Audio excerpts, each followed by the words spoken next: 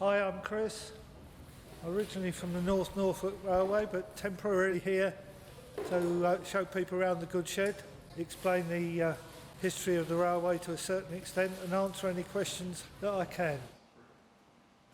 The goods shed was built in 1890-91 when the main station was rebuilt because the original station was much smaller, and the Victorians like to show off their money. So they like to elaborate on the size of the building. For a small rural station, it's quite a big building. But the building contains quite a few station signs. A lot of them up here, for example, came from Parkston.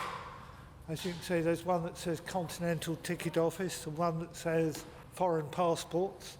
They came from Parkston, but others are obviously come from where they were. There's one from Clacton, one from Harold Wood, Gamlingay, Takeley, Cressing and Witham, all in the Great Eastern Region area.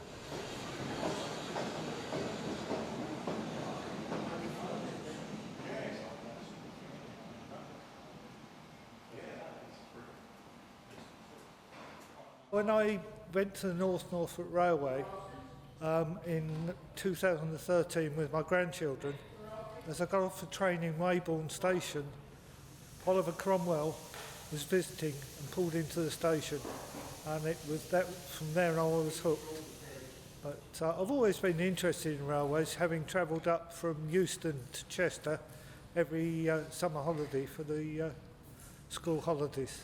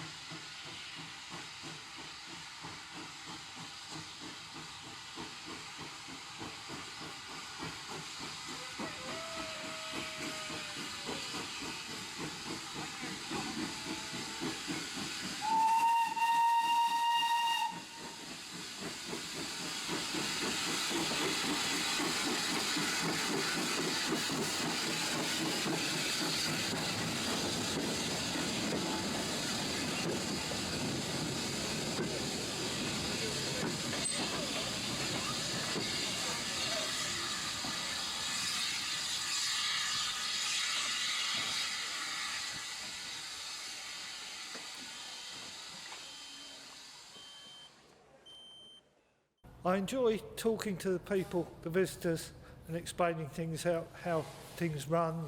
And, don't know an awful lot about the locomotives, it says, and in fact some of our other volunteers have said, oh yeah, it's a red one, a blue one and a green one. But that's about all I know about the diesels anyway.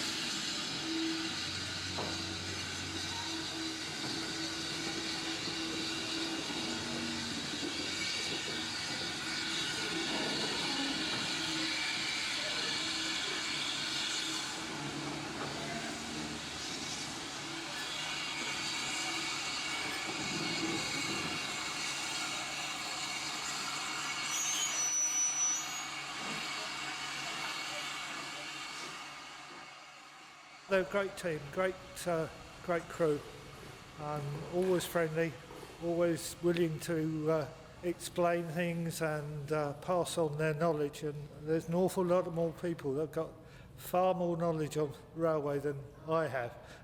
Every day's a school day. Well, Herbert came to me at the North Norfolk because he's covered in badges, and I use the badges to explain to children that originally there were hundreds of different railway companies, and also show some of the locomotives that you could have seen on those things. He's even got his union membership badges going back 30 years, and it proves that he was in the railway industry in the Second World War because he's got a railway service badge there. People used to worry about men wandering around not in uniform, so they had a railway service badge on them to show that they weren't lacking in metal and they were actually working on the railway. Because unfortunately quite a few people who were working on the railway and hadn't got those badges got white feathers, which was not a very pleasant experience. And what's your favourite badge on the Bear, would you say? It's got to be the EARM badge that he wears with pride.